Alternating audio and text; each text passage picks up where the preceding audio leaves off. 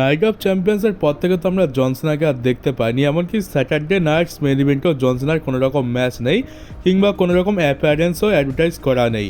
তাহলে জন সিনা রয়েছেটা কোথায়? তো জন সিনা এখন তার একটা নতুন সিনেমা যেটা নেটফ্লিক্সের ওপর আসতে চলেছে, দ্য লিটল ব্রাদার নাম সিনেমাটার, তার শুটিং করছে নিউ জার্সিতে। তাকে নিউ জার্সিতে স্পট করা হয়েছে আর আমরা তাকে একেবারে সেই স্যাটারডে নাইটস মেন ইভেন্টের পরেই দেখতে পাবো, মানে সামার স্ল্যামের 2 সপ্তাহ আগে।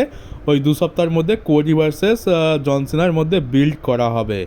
আর ওখানে হয়তো আমরা দুটো ডেটেই দেখতে পেয়ে যেতে পারি, 2 সপ্তাহতেই আমরা পরপর হয়তো জন সিনাকে দেখতে পেয়ে যেতে পারি। আর যদি কপাল খারাপ থাকে তাহলে হয়তো একটা শোতেই দেখতে পাবো, যেমনটা এখন চলে আসছে। তো মনে তো হচ্ছে এদের এই ম্যাচটা বিল্ড আপ খুব একটা জোরদার হবে না। রেসলম্যানিয়ার সময় যেরকম আমরা দেখতে পেয়েছিলাম সেটা তো খুব একটা বলবো বেকারই ছিল, অতটাও ভালো ছিল না। আর এটাও হয়তো তেমন খুব একটা ভালো হবে না, কারণ একটা দুটো ডেট নিয়ে আর কী বা হবে, ডাব্লিউডব্লিউ বড় জোর কী বা করে দেবে, একটু ব্রল দেখিয়ে দেবে, ওর থেকে বেশি তো আর কিছু হবে না। আর রিকি স্টার তার AEW থেকে ডাব্লিউডব্লিউতে আসার ঘটনাটা রিভিল করে, যে সে বলে যে একদিন আমাকে ট্রিপল এইচ কল করে পার্সোনালি, আর ট্রিপল এইচই আমাকে অ্যাপ্রোচ করে ডাব্লিউডব্লিউতে আসার জন্য। তো ট্রিপল এইচেরই সব থেকে বড় অবদান তার AEW থেকে ডাব্লিউডব্লিউতে আসার। আর ট্রিপল এইচের মনে হচ্ছে রিকি স্টারকে খুব পছন্দ, তাই নিজে থেকে ফোন করে নিয়ে আসে, ঠিক যেমনটা কোডি রোডসকে এনেছিল। আর এখানে নিকি বেলা বলছে যে তার সাথে যে লিভ মর্গানের যে রাইভালরিটা স্টার্ট হয়েছিল, যেটা এভলিউশন অবধি যেত, তো সেইটা তো ক্যান্সেল হয়ে গেল লিভ মর্গান ইনজার্ড হয়ে যাওয়ার ফলে। কিন্তু যদি সেটা না হতো, মানে লিভ মর্গান যদি ইনজার্ড না হতো, তাহলে নাকি এরা এইটাকে একদম এপিক লেভেলে নিয়ে যেত, মানে একদম এমন জিনিস করে দিত যেটা দেখে ফ্যান্সরা একদম চিল্লি উঠবে, ফেটে পড়বে, চেয়ার থেকে পড়ে যাবে, এরকম ব্যাপার। তো আমি ভাবছি যে কী বা এমন বড়জোর করে নিত, এদেরকে দিয়ে কী বা হয়ে যাবে। এমনিতে তো বাকি জিনিসে আমরা ইন্টারেস্ট পাচ্ছি না, তার উপরে এরাই বা কী করে দেবে। বড়জোর আমাদের নিকিবেলার ডমডম ভাইকে জালে ধরে নেবে, ওর থেকে বেশি তো আর কিছু হওয়ার নেই। ওটাই হয়তো এপিক মোমেন্ট হবে। আর ডাব্লিউডব্লিউর পরের সপ্তাহের একটা লাইভ ইভেন্ট, মানে স্যাটারডে নাইটস মেন ইভেন্ট হয়ে যাওয়ার পরের সপ্তাহে একটা লাইভ ইভেন্ট আছে। সেইখানে WW Gunther versus painter match official করে দিয়েছে ওয়ার্ল্ড হেভিওয়েট চ্যাম্পিয়নশিপের জন্য। তো এর মানে কি এটা যে স্যাটারডে নাইটস মেন ইভেন্টের পরেও গান্থারই চ্যাম্পিয়ন থাকবে, আর সেই জন্য এই ম্যাচটা বুক করা হয়েছে? এটা হতে পারে, আমরা অনেক সময় এরকমটা দেখেছি। আবার এটা বলা যায় না, চেঞ্জও হয়ে যেতে পারে। কিন্তু এখানে যদি গোল্ডবার্গ জিতে যায়, সে লাইভ ইভেন্টে তো লড়বে না, এটা আমরা খুব ভালো করে জানি। আবার পেন্টার এগেনস্টে যে একজন ফেস, তো এখান থেকে তো পুরো পরিষ্কার হয়ে যাচ্ছে যে গোল্ডবার্গের জেতার চান্স আরও কমে গেল। আর আমি বুঝতে পারছি না যে ডাব্লিউডব্লিউটা করছেটা কি। মানে গোল্ডবার্গের মতো একজন এত বড় একজন লেজেন্ড, তাকে এত বেশি একটা প্রেডিক্টেবল ম্যাচে দিয়ে দেওয়া হলো, যেখানে টাইটেল চেঞ্জ তো দূর দূরান্ত পর্যন্ত আমরা দেখতে পাচ্ছি না। তার উপর স্যাটারডে নাইটস মেন ইভেন্টের মতো একটা বেকার শো, যেটা তেমন কোনো ভ্যালু নেই। ম্যাচ কার্ড ভালো থাকে কিন্তু শো তেমন ভালো হয় না। তো এইখানে তার রিটায়ারমেন্ট ম্যাচ বুক করে দিয়েছে, যেখানে সামনে সামার স্ল্যামের মতো একটা বড় ইভেন্ট রয়েছে। তো এখানে আমার সত্যি মাথায় ঢুকছে না যে ডাব্লিউডব্লিউ কেন এটা করলো। এখানে যদি 100 বার গোল্ডবার্গের ম্যাচ হয়, তো 100 বারই গোল্ডবার্গ হেরে যাবে। আর সেখানে ডাব্লিউডব্লিউ হাসতে হাসতে এই ম্যাচটা বুক করে দিল। এবারে তো ম্যাচটা তো খুবই প্রেডিক্টেবল হয়ে আছে, তাও আমরা মনে আশা নিয়ে রয়েছি যে যদি এই ম্যাচটায় গোল্ডবার্গ রয়েছে, যেহেতু তো গোল্ডবার্গ তো আনপ্রেডিক্টেবল আমরা তাকে জানি, তো যদি কিছু একটা আমরা বড়সড় টুইস্ট দেখতে পাই, এইটাই আশা নিয়ে রয়েছে। কিন্তু মনে তো হচ্ছে না সেরকম কিছু দেখতে পাবো, কারণ সব দিক দিয়ে তো হিন্ট এটাই দিচ্ছে যে গোল্ডবার্গ হারতে চলেছে।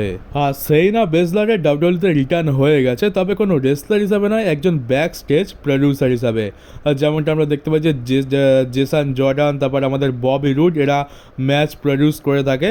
তো সেই রকমই একটা রোলেতে সেনা বেসলারকে ডাব্লিউডব্লিউ আবার রিহায়ার করেছে। আমরা NXT-তে একটা ম্যাচ সাইনা বেসলারের আন্ডারে দেখতে পেয়েছিলাম, আর এবার হয়তো ধীরে ধীরে তাকে ব্যাক স্টেজ প্রডিউসারের কাজটাই ভালোভাবে দেওয়া হবে, আর সে ম্যাচ প্রডিউস করবে। আর আমি তো বলবো এটাই বরং ঠিক আছে, কারণ রেসলার হিসাবে তাকে তো ডাব্লিউডব্লিউ খুব বাজেভাবে ইউজ করেছে। আর তাকে যদি রিটার্ন করানো হয়ে যায় রেসলিং রিংয়ে, খুব একটা তো ভালোভাবে ইউজ করবে বলে মনে হয় না। তো ওর থেকে ব্যাক স্টেজ প্রডিউসারই হয়ে যাক, কারণ সে নিজেও একজন UFC ফাইটার ছিল, আর প্রফেশনাল রেসলার তো বটেই। তো সে ম্যাচগুলো ভালোভাবে বুক করতে পারবে, সে বুঝবে যে কী করলে ম্যাচগুলো বেশি ভালো হবে। তো এটা একটা ভালো রোলই তাকে দেওয়া হয়েছে বলতে পারো। আর আমরা আরও একবার ব্রক লেসনারের টিজ দেখতে পেলাম। ডাব্লিউডব্লিউ টপ 25 সামার স্ল্যাম ম্যাচেসের মধ্যে 22 নম্বরে ব্রক লেসনার ভার্সেস সেথ রলিন্সের ম্যাচটা রেখেছে। তো দেখতে গেলে 4টের মধ্যে 2টো ম্যাচ তো ব্রক লেসনারেরই বেরোলো। আর ডাব্লিউডব্লিউ এখন একটু বেশি ব্রক লেসনারকে টিজ করছে। তো আমি আর কোনো কিছু কথা তো বলবো না, বেশি কিছু, জাস্ট তোমরা বুঝে নাও। এত বেশি টিজ হচ্ছে আর এত পরিবেশ ভালো যখন কিছু একটা হতে চলেছে। এবার তো পুরো ভেতর থেকে ফিল আসছে যে ডাব্লিউডাব্লিউ আমাদেরকে বলছে যে তৈরি হয়ে যাও, ব্রক লেসনার আসতে চলেছে। আর সামার স্ল্যামের যেহেতু কাউন্টডাউন হচ্ছে, আর সামার স্ল্যামের সাথে ব্রক লেসনারের অনেক বড় হিস্ট্রি জড়িয়ে আছে। আমরা জানি যে সামার স্ল্যামে সবথেকে বেশি ম্যাচেস ব্রক লেসনার লড়েছে, সবথেকে বেশি মেন ইভেন্টও ব্রক লেসনারের নামে রয়েছে সামার স্ল্যামেতে। আর যখনই সামার স্ল্যামের কথা হয় তখন আমাদের মধ্যে অটোমেটিক ব্রক লেসনারের নামটা চলে আসে। তো আর তাছাড়া দেখতে গেলে শেষবার যখন ব্রক লেসনারের রিটার্ন হয়েছিল 2021 সালে, সেটাও কিন্তু সামার স্ল্যামই ছিল। আর আমরা মনে হচ্ছে এই লিস্টে আরও অনেক কটা ম্যাচ আমরা ব্রক লেসনারের দেখতে পাবো, তো তার জন্য তৈরি থাকতে হবে। তো খুব জোরদার তো টিজ চলছে, আর মনে তো হচ্ছে আমরা এই সামার স্ল্যামেতেই ব্রক লেসনারের রিটার্ন দেখতে পেতে চলেছি। আগের দিন রে মিস্টেরিও তার ডেবিউ নিয়ে কথা বলে, আর ডেবিউ নিয়ে বেশ কিছু জিনিস রিভিল করে। আর এখন সেমাস তার ডেবিউ নিয়ে একটা জিনিস রিভিল করেছে যে প্রথমে এমনটাই প্ল্যান ছিল যে তার ডেবিউ হবে ফিনলে আর হর্নসওয়াগারের সাথে, কিন্তু তারপরে ডাব্লিউডাব্লিউ প্ল্যানটা চেঞ্জ করে দিয়ে তাকে অন্যভাবে ডাব্লিউডাব্লিউতে নিয়ে আসে। মানে প্রথমে তাকে ভেবেছিল যে একজন জোকার হিসাবে হয়তো নিয়ে আসবে, কারণ ফিনলে আর হর্নসওয়াগারের ক্যারেক্টারটা একটু ডাউন টাইপের, মানে খুব একটা সিরিয়াস না, একটু মজাদার ক্যারেক্টার। তো সেখানেই সেমাসকে নিয়ে আসবে ভেবেছিল, তারপরে একদম প্ল্যান চেঞ্জ হয় আর তারপর সেমাস আসে আর তার ডেবিউ করার কিছু সময়ের মধ্যেই তাকে ডাব্লিউডাব্লিউ ওয়ার্ল্ড চ্যাম্পিয়ন বানিয়ে দেয়, যার ফলে সেমাস একজন অনেক বড় স্টার হয়ে যায়। আর এবার ডাব্লিউডাব্লিউ লেজেন্ড জেবিএল বলে যে তার মতে জন সিনার শেষ 3টে ম্যাচ, মানে শেষ 3টে ম্যাচ বলতে যে এই 3টে ম্যাচ তো রাখতেই হবে তার ফেয়ারওয়েল ট্যুরেতে। তো সেই 3টে ম্যাচ কি আর তার অপোনেন্ট কে হওয়া উচিত ফাইনাল অপোনেন্ট। তো জেবিএল এখানে যে 3জনের নাম নেয় তারা হচ্ছে ব্রক লেসনার, রোমান জেন্স আর দ্য রক। তো ব্রক লেসনারের তো মনে তো হচ্ছে কিছু একটা চান্স আছে, ডাব্লিউডাব্লিউ হয়তো ব্রক লেসনার ভার্সেস জন সিনা করিয়ে দিতেই পারে, কারণ এটা হওয়ার চান্স তো খুব ভালো মতো লাগছে। রকের সাথে আমার মনে হয় না হবে, কারণ রক ভাই আমার মনে হচ্ছে না রেসলিং করবে অত সহজে। তো রকেটটা তো বাদই দাও, রোমান জেন্সেরটা করিয়ে দিতে পারে, কিন্তু ডাব্লিউডাব্লিউ রোমান জেন্সকে যেভাবে ইউজ করে মনে তো হয় না এই ম্যাচটা আমরা দেখতে পাবো।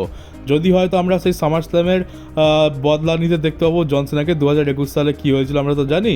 তো জন সিনা যখন র্যান্ডি অর্টনের থেকে বদলা নিল, তারপরে সিএম পাঙ্কের থেকে বদলা নিল, এবার রোমানের থেকেও হয়তো বদলা নিয়ে নিতে পারে, কারণ তখন তারা হিল ছিল আর এখন জন সিনা হিল। এবার দেখতে গেলে যেখানে রোমানের শুধুমাত্র লিমিটেড ম্যাচেসই বাকি রয়েছে, সেখানে ডাব্লিউডাব্লিউ ওই ম্যাচটা কি আদৌ করাবে? কারণ ডাব্লিউডাব্লিউ তো এখন এটাই চাইবে যে যেহেতু লিমিটেড ম্যাচ বাকি রয়েছে, রোমান বেশি অ্যাপিয়ারেন্স করবে না, বছরে বড়জোর একটা কিংবা দুটো কিংবা বড়জোর 3টে ম্যাচেস রেসাল করবে, তো সেখানে ছোটোখাটো সুপারস্টারদের পুশ করিয়ে নেবে তাকে দিয়ে। তো সেটাই ডাব্লিউডাব্লিউ চাইবে। তো এই ম্যাচটা যদি আবার বুক করতে হয় তাহলে একটা ম্যাচেস নষ্ট আর অনেক সময় নষ্ট হয়ে যাবে ডাব্লিউডাব্লিউর। তো এটা করা তো এখন মুশকিল লাগছে। তবে যদি এটা হয় ডেফিনেটলি এটা একটা বড় মানি ম্যাচ হয়ে যাবে, আর এটা ডাব্লিউডাব্লিউ করিয়ে দিতে পারে, কারণ আমরা যেভাবে দেখলাম যে তাড়াহুড়ো করে সিএম পাঙ্ক ভার্সেস জন সিনার ম্যাচটা ডাব্লিউডাব্লিউ বুক করলো টাকা ইনকামের জন্য, ঠিক এরকমভাবেই রোমান ভার্সেস জন সিনার ম্যাচটা বুক করলে করে দিতে পারে, চান্স তো রয়েছে। তো আমার ব্রক লেসনার আর রোমান জেন্সের চান্সটা তো ঠিকঠাক লাগছে, কিন্তু রকের চান্স তো আমার একদমই লাগছে না। তবে দেখতে গেলে এই যে 3খানা ম্যাচের কথা বললাম, এটা কিন্তু প্রচণ্ড বড় মানি ম্যাচ। এই ম্যাচেতে ডাব্লিউডাব্লিউ যদি এই 3টে ম্যাচ করিয়ে দেয়, ডাব্লিউডাব্লিউ বহুত টাকা কামাবে এর থেকে। আর এবার একটু টিকিট সেলস নিয়ে কথা বলা যাক। তো আমরা অ্যাটলান্টা জর্জিয়া থেকে, যেখান থেকে আমরা স্যাটারডে নাইট মেন ইভেন্ট দেখতে পাবো যে স্টেডিয়াম থেকে, আমরা ঠিক তার পরের দিনই এভলিউশন দেখতে পাবো ঠিক একই স্টেডিয়াম থেকে। তো টিকিট সেলের হাল কী চলছে? স্যাটারডে নাইট মেন ইভেন্টে তো আমরা মোটামুটি 16,000-এর ওপরে ক্রাউড দেখতে পেয়ে যাবো, কারণ ওটা পুরো সোল্ড আউট আর ক্যাপাসিটিও ওরকম। কিন্তু এভলিউশনের হাল সত্যিই খুবই খারাপ যাচ্ছে, কারণ এখনও পর্যন্ত যা দেখতে পাচ্ছি 6,000-এরও কম টিকিট বিক্রি হয়েছে, মানে ওই 5,000 5,500 ধরে নিতে পারো। পুরো স্টেডিয়ামে আমরা এই কটাই লোক দেখতে পাবো। আর এখন তো সময় তো চলেই এসছে, তো আর কতইবার টিকিট বিক্রি হবে এই সময়। আর 5,000 লোক রয়েছে, তার মধ্যেও তো অর্ধেকের বেশি লোক হচ্ছে সিম্প আর অর্ধেক হচ্ছে ফ্যামিনিস্ট। যারা রেসলিং দেখতে এসছে তাদের সংখ্যা খুবই কম। তো এভলিউশনের টিকিট সেলের হাল খুবই খারাপ। আগের বারে তো তাও ঠিকঠাক ছিল, শার্লিট, বেকি লিঞ্চ, আসকা, রন্ডা রাউজি এরা টিকিট বিক্রি ভালো মতো করে দিয়েছিল, কিন্তু এবারে সত্যি খুবই অবস্থা খারাপ, কেউ দেখতেই চায় না। আর এভলিউশনটা কেমন একটা লাগছে যেন ডাব্লিউডাব্লিউ এটা জোর জবরদস্তি বুক করেছে। মানে আচ্ছা, ওমেন্স ডিভিশনের একটা প্রিমিয়াম লাইভ ইভেন্ট দিতে হবে, ওমেন্স এম্পাওয়ারমেন্ট দিতে হবে, তো চলো তোমাদেরকে এভলিউশন দিয়ে দিচ্ছি, বাস এবার তোমরা খুশি থাকো। মানে ভিক্ষে টাইপের দিয়ে দিয়েছে এরকম লাগছে। আর এটা শুধুমাত্র আমরা দেখতে পাচ্ছি যে AEW অল ইনকে টক্কর দেওয়ার জন্য করেছে, কিন্তু মনে হয় না AEW অল ইনকে এভলিউশন হারাতে পারবে।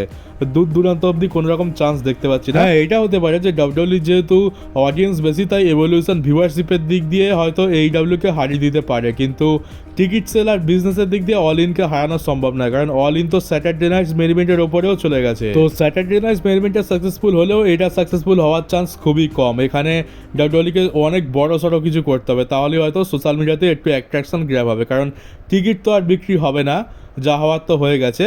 আর এবার যদি সোশ্যাল মিডিয়াতে তোমাকে ভিউয়ারশিপ আনতে হয় তো এখানে ডেফিনেটলি বড় সড়ো কিছু করতে হবে, ওই রন্ডা রাউজিকেই নিয়ে আসতে হবে যা দেখতে পাচ্ছি। আর এবার অল এলিট রেসলিং নিয়ে কথা বলা যাক। তো অল এলিট রেসলিংয়ের অল ইন এখন খুব জোরদারভাবে চলছে, কারণ 20,000-এরও বেশি টিকিট বিক্রি হয়ে গেছে, প্রায় 21,000 ক্যাপাসিটি, আর প্রায় সোল্ড আউট হতে চলেছে এরিনা। তো এটা তো বুঝতেই পারছো কত বেশি ক্রাউড আসছে, আর ডাব্লিউডব্লিউই বাদে অন্য কোনো রেসলিং প্রমোশন এত বেশি টিকিট সেল করতে পারছে, এটা অনেক বড় ব্যাপার। আমরা টিএনএকেই দেখি, টিএনএ বড় জোর 8,000 10,000 টিকিট সেল করিয়ে দেয় বড় বড় শোতে, কিন্তু এইডাব্লিউ তো খুবই ভালো কাজ করেছে বলতে হবে। ফ্যান্সরা এইডাব্লিউর প্রতি ইন্টারেস্ট দেখাচ্ছে, সেই জন্যই এত বেশি টিকিট বিক্রি হয়েছে। তো এইডাব্লিউ অল ইন একদম পুরো সোল্ড আউট এরিনা হবে, আর প্রচণ্ড মানে আমরা অনেক দর্শক দেখতে পাবো। তো খুব জোরদার হতে চলেছে এইডাব্লিউ অল ইন, আর এটা তো আমি দেখবই দেখবো, অনেক দিন ধরে এইডাব্লিউ দেখা হয় না। তো দেখতে গেলে এখন টিকিট সেলের দিক দিয়ে আর পপুলারিটির দিক দিয়ে স্যাটারডে নাইটস মেন ইভেন্ট আর এভলিউশন দুটোর দিক দিয়ে এইডাব্লিউ অল ইন এগিয়ে রয়েছে। তবে স্যাটারডে নাইটস মেন ইভেন্ট নিয়ে বেশি কিছু বলা যাবে না, কারণ হচ্ছে ওখানে এরিনার ক্যাপাসিটি হচ্ছে 16,000-এর মতো, তো ওখানে তো সোল্ড আউট হয়ে যাচ্ছে। মেবি হয়তো যদি ক্যাপাসিটি আরও বাড়ানো যেত তাহলে এইডাব্লিউ অল ইনকেও স্যাটারডে নাইটস মেন ইভেন্ট ছাড়িয়ে যেত পপুলারিটির কারণে। তো শেষ ম্যাচ যা দেখতে পাচ্ছি যে টনি খান আর তার কোম্পানির রেসলাররা খুবই পরিশ্রম করেছে, আর যার ফলে আজকের আমরা এইডাব্লিউর পপুলারিটি একটু বাড়তে দেখতে পাচ্ছি। তো এটা খুবই ভালো নিউজ রেসলিং ফ্যানদের জন্য। আর এইডাব্লিউ ধীরে ধীরে কম্পিটিশনে আসছে, আর আমি একটা ডেডিকেটেড ভিডিও বানাবো যেটা এইডাব্লিউ অল ইন টেক্সাসের উপরে হতে চলেছে। সেখানে আমি কোন টাইমে এইডাব্লিউ অল ইন হবে, আমরা কোন ওয়েবসাইটে দেখতে পাবো, কোন অ্যাপে দেখতে পাবো, ম্যাচেস কী আছে সেগুলো নিয়ে একটু কথা বলবো। তো সেই ভিডিওটাও খুব তাড়াতাড়ি আসছে, আশা করছি 1-2 দিনের মধ্যে চলে আসবে। তো চলো আজকের ভিডিওতে এই পর্যন্তই ছিল। কেমন লাগলো কমেন্ট বক্সে অবশ্যই জানিও। নতুন হতে হলে চ্যানেলটাকে সাবস্ক্রাইব করে নোটিফিকেশন বেলটাকে অন করে দাও, ভিডিওটাকে শেয়ার করতে ভুলো না।